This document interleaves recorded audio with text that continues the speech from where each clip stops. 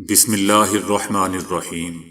السلام علیکم دوستو، دنیا بھر کی خبروں میں آج آپ سنیں گے، لیکن اس سے پہلے اگر ہو سکے تو لائک اور سبسکرائب کا بٹن ضرور دبا لیں۔ شکریہ۔ ترکیہ نے بھی عالمی عدالت انصاف میں اسرائیل کے خلاف جنوبی افریقہ کے کیس میں شامل ہونے کے لیے اپنی درخواست باقاعدہ طور پر جمع کروا دی۔ ترکیہ کا کہنا ہے کہ اسرائیل کو غزہ میں نسل کشی کے معاملے پر ذمہ دار ٹھہرانا ضروری ہے۔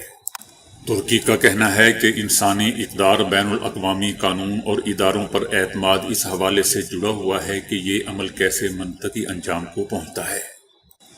ترکیہ کا کہنا ہے کہ ہم اس کیس کی پیروی اس وقت تک کریں گے جب تک گزشتہ اکتوبر سے 40,000 بے گناہ فلسطینیوں کو شہید کرنے والے نسل کشی کے مرتکب اسرائیلی وزیر اعظم نیتن یاہو اور اس کی حکومت کو سزا نہیں دی جاتی جس کے وہ حقدار ہیں۔ ترکیہ کا یہ بھی کہنا ہے کہ ہم اس وقت تک فلسطین سے تعاون جاری رکھیں گے جب تک 1967 کی سرحد کے مطابق آزاد خود مختار فلسطینی ریاست قائم نہیں ہو جاتی۔ دوستو، یاد رہے کہ ترکیہ نے اقوام متحدہ کی اعلیٰ عدالت میں ایک ڈکلریشن جمع کروایا ہے جس میں کہا گیا ہے کہ وہ اسرائیل کے خلاف دائر کیس میں جنوبی افریقہ کے ساتھ فریق بننا چاہتے ہیں۔ اس سے پہلے بھی دوستو یاد رہے کہ لیبیا، کولمبیا، میکسیکو، فلسطین اور اسپین بھی جنوبی افریقہ کے ساتھ مقدمے میں شامل ہیں۔ یاد رہے دوستو کہ اسرائیل نے غزہ میں فضائی بمباری، زمینی اور سمندری حملوں میں گزشتہ سال 7 اکتوبر سے اب تک تقریباً 40,000 فلسطینیوں کو شہید اور ہزاروں کو زخمی کر دیا ہے۔ جماعت اسلامی کا کہنا ہے کہ وزیر اعلیٰ ہاؤس مال روڈ کے باہر جماعت اسلامی کا بھرپور جلسہ ہوگا۔ جلسے کے لیے اجازت لینے کی ضرورت نہیں، یہ ہمارا حق ہے، کیونکہ جماعت اسلامی عوام کی مشکلات کے لیے میدان میں نکلی ہے۔ جماعت اسلامی کا کہنا ہے کہ حافظ نعیم الرحمن کی کال پر لاہور میں بجلی کے بلوں میں اضافے کے خلاف کل وزیر اعلیٰ ہاؤس کے باہر احتجاجی جلسہ کیا جائے گا۔ جماعت اسلامی کا کہنا تھا کہ شیڈول کے مطابق آج 11 اگست کو وزیر اعلیٰ ہاؤس کے باہر مہنگی بجلی کے خلاف احتجاجی دھرنا ایک بڑے جلسے عام میں تبدیل ہوگا۔ جماعت اسلامی کا کہنا ہے کہ عوام کو ریلیف ملنے تک حکمرانوں کا محاسبہ جاری رکھیں گے، جبکہ امیر جماعت حافظ نعیم الرحمن نے دھرنا مؤخر کیا ہے، ختم نہیں کیا۔ جماعت اسلامی کا کہنا ہے کہ حکمرانوں کو مطالبات پر عمل درآمد کے لیے مہلت دی ہے، کسی قسم کی کوئی ڈھیل یا مکمکاؤ نہیں ہوا۔ اچھی طرح جانتے ہیں کہ اقتدار سے پہلے بھی انہی حکمرانوں نے عوام کو مفت 300 بجلی یونٹ دینے کا وعدہ کیا تھا، جبکہ گزشتہ ادوار کی طرح عوام کے ساتھ کسی قسم کا مذاق یا دھوکہ نہیں ہونے دیں گے اور حکمرانوں کی نجات عوام کی ریلیف سے ہی مشروط ہے۔ ہماری جدوجہد مزید تیز ہوگی۔ اسرائیلی فورسز کی نماز پڑھتے فلسطینیوں پر وحشیانہ بمباری سے خواتین اور بچوں سمیت 100 سے زائد افراد شہید ہو گئے۔ غزہ کے علاقے الدرج میں پناہ گزین کیمپ میں قائم اسکول میں 250 سے زائد فلسطینی نماز فجر ادا کر رہے تھے کہ اسرائیل نے ان پر بم برسا دیے۔ حملے کے نتیجے میں 100 سے زائد فلسطینی شہید ہو گئے، جن میں خواتین اور بچے بھی شامل ہیں۔ اسرائیلی فورسز کے اسکول پر گرائے گئے 3 بموں میں سے ہر بم کا وزن 2000 پاؤنڈ تھا۔ اسرائیلی حملے کا نشانہ بننے والے اسکول میں بے گھر فلسطینیوں نے پناہ لے رکھی تھی، جبکہ اسرائیل نے بھونڈا دعویٰ کیا ہے کہ اسکول حماس کا ہیڈ کوارٹر تھا جہاں مجاہدین موجود تھے، جبکہ غزہ کے حکام کا کہنا ہے کہ اسرائیل نے جان بوجھ کر اسکول کو نشانہ بنایا۔ امریکی حکام نے سعودی عرب کو ہتھیاروں کی فروخت پر پابندی ختم کرنے کا فیصلہ کیا ہے۔ جو بائیڈن انتظامیہ کی جانب سے پابندی کے خاتمے کے بعد سعودی عرب کا فضا سے زمین پر مار کرنے والے ہتھیار دیے جا سکیں گے۔ سعودی عرب کو ہتھیاروں کی فروخت اگلے ہفتے سے شروع ہونے کا امکان ہے۔ امریکہ کا کہنا ہے کہ سعودی عرب کو ہتھیاروں کی فروخت پر پابندی ہٹانے کا فیصلہ یمنی حوثیوں اور سعودی عرب کے درمیان اقوام متحدہ کی ثالثی میں ہونے والے معاہدے کے بعد کشیدگی میں کمی کو نظر میں رکھتے ہوئے کیا گیا۔ امریکہ کا کہنا ہے کہ مارچ 2022 میں معاہدہ ہونے کے بعد اب تک سعودی عرب کی جانب سے یمن پر کوئی فضائی حملہ کیا گیا اور نہ ہی یمنی حوثیوں کی جانب سے سعودی عرب پر کوئی سرحد پار حملہ کیا گیا ہے۔ برازیل کی ریاست پارانا سے ساؤ پولو جانے والا مسافر طیارہ گر کر تباہ ہو گیا اور طیارے میں سوار تمام 262 افراد مارے گئے۔ سوشل میڈیا پر سامنے آنے والی ویڈیو میں دکھایا گیا ہے کہ طیارہ درختوں کے درمیان لڑکھڑاتے ہوئے نیچے آ رہا ہے اور دھواں اٹھ رہا ہے۔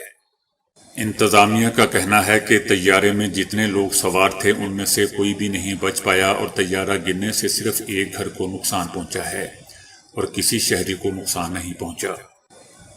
برازیل کے صدر ایک تقریب میں موجود تھے جہاں انہوں نے طیارے کے حادثے کی خبر ملتے ہی کہا کہ بری خبر ملی ہے اور مجمع کو 1 منٹ خاموشی اختیار کرنے کو کہا۔ ایرانی آرمی کے نائب سربراہ جنرل علی فدوی نے کہا ہے کہ شہید ہانیہ پر حملے کے فوراً بعد رہبر معظم انقلاب کا حکم واضح تھا، جس میں انہوں نے معزز مہمان کے خون کا انتقام لینے پر تاکید کی تھی۔ ان کا کہنا تھا کہ رہبر معظم کے حکم پر بہترین انداز میں عمل کیا جائے گا اور یہی ایران کا فریضہ ہے۔ جنرل فدوی نے یحییٰ السنوار کے انتخاب کے بارے میں کہا کہ حماس نے جو راستہ اپنایا ہے وہ اپنے منطقی انجام تک جاری رہے گا۔ شاہ محمود قریشی نے کہا ہے کہ 75 سالوں سے غداری کے سرٹیفکیٹ بانٹے جا رہے ہیں۔ شاہ محمود نے کہا کہ کسی کو برا لگے یا اچھا، عمران خان سیاسی حقیقت ہیں۔ ان کا کہنا تھا کہ عمران خان کی سیاسی حقیقت کو تسلیم کیے بغیر سیاسی استحکام نہیں آ سکتا۔ نواب اکبر بگٹی کے ساتھ جو ہوا ظلم تھا۔ وہ پاکستان مخالف نہیں تھے، ایک دوسرے کو غدار غدار کہنا بند ہونا چاہیے۔ شاہ محمود قریشی کا کہنا تھا کہ 40 سال سے سیاست کر رہا ہوں، 39 سالوں تک کوئی مقدمہ درج نہیں ہوا، 1 سال میں درجنوں مقدمات بنا دیے گئے۔ محمود اچکزئی ڈیموکریٹ ہیں، جمہوری اور آئینی سوچ رکھنے والا غدار نہیں ہو سکتا۔ بلوچستان میں امن کا راستہ مذاکرات سے ہو کر گزرتا ہے۔ یہ ایک مسلم شدہ بات ہے کہ روزمرہ کی خوراک میں پھل جسم میں فائبر کی مقدار، اینٹی آکسیڈنٹ کی سطح اور غذائیت کو بڑھاتے ہیں۔ اب ایک نئی تحقیق سے پتہ چلا ہے کہ نوجوانی میں پھل بعد کی زندگی میں ڈپریشن کو روکنے کی صلاحیت بھی رکھتے ہیں۔ The journal of nutrition, health and ageing میں شائع ہونے والی ایک تحقیق سے پتہ چلا ہے کہ نوجوانی یا ادھیڑ عمری میں جو لوگ زیادہ پھل کھاتے تھے ان میں بڑی عمر کے دوران ڈپریشن کا خطرہ بہت ہی کم تھا۔ ان لوگوں میں ڈپریشن کا امکان کم از کم 21% کم دیکھنے میں آیا۔ ڈاکٹرز کا کہنا ہے کہ دنیا بھر میں ہونے والے مطالعات نے اندازہ لگایا ہے کہ دیر سے زندگی میں ہونے والے ڈپریشن کی علامات کا پھیلاؤ 17.1 سے 34.4 تک ہے اور 8 سے 10% ہلکے یا ذیلی طبی ڈپریشن کی علامات سنگین ڈپریشن میں تبدیل ہو جاتی ہیں۔ سابق کرکٹرز کا کہنا ہے کہ پیرس اولمپکس میں ارشد ندیم کا گولڈ میڈل پاکستانی ٹیم اور کپتان بابر اعظم کے ریکارڈ پر بھاری ہے، کیونکہ بابر اعظم ٹیم کے ساتھ پرفارم کرتے ہیں جبکہ ارشد ندیم نے انفرادی طور پر پاکستان کو میڈل جتوایا۔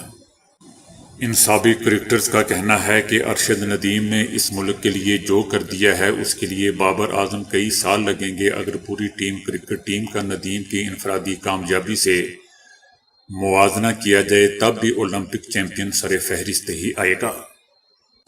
اگر پاکستان کی ٹیم 2028 کے اولمپکس میں سونے کا تمغہ جیتتی ہے تو اس کا منصفانہ موازنہ کیا جا سکتا ہے، لیکن فی الحال ندیم کا کارنامہ بے مثال ہے اور قومی ہیرو بھی وہ بن چکے ہیں۔ ممبئی کے 2 کالجوں میں حجاب اور ٹوپی پہننے پر عائد پابندی عدالت عظمیٰ نے ہٹا دی ہے، حالانکہ برقع پہننے پر لگی پابندی کو جاری رکھنے کا فیصلہ کیا ہے۔ ساتھ ہی سپریم کورٹ نے اس معاملے میں آئندہ سماعت 18 نومبر کے بعد کرنے کی بات کہی ہے۔ اس پابندی کے خلاف 9 لڑکیوں نے پہلے ممبئی ہائی کورٹ کا رخ کیا تھا، لیکن ہائی کورٹ نے اس عرضی کو خارج کر دیا تھا۔ بعد میں انہوں نے سپریم کورٹ کا رخ کیا تھا، جس پر عدالت عظمیٰ نے حجاب پر پابندی ہٹا دی ہے، تاہم برقع پہننے کی فی الحال اجازت نہیں تھی۔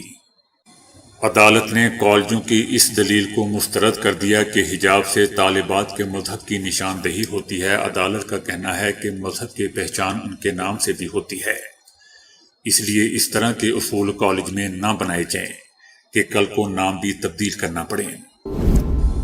پاکستان تحریک انصاف کے عمر ایوب کا کہنا ہے کہ عمران خان 9 مئی کی CCTV فوٹیج کے لیے کیس کریں گے۔